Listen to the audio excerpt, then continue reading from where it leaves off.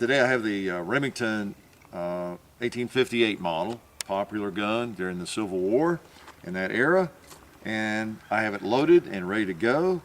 Got my bear grease on there in front of the chambers. I've got the nipples capped, and it's ready to fire. So it's a 44. It shoots a 451 or a 454 size ball, so it's actually a 45, you know, you get right down to it.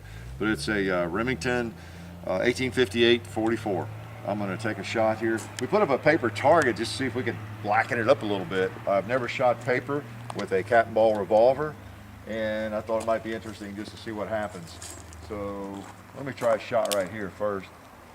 See if it blackens it up or throws residue. Let's get a little closer.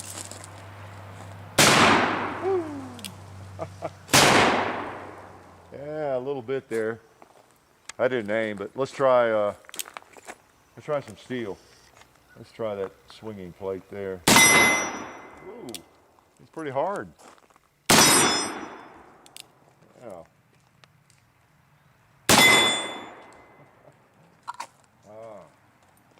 Talk about history. Smells like history, looks like history. Notice how blackened that old cylinder got.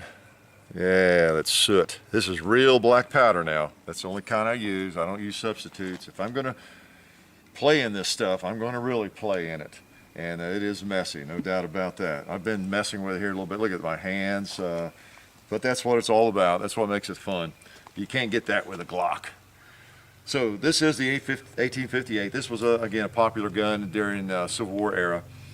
This and the 1860 Army were probably a couple of the more commonly used, found revolvers. There were others, and there were different variations of them.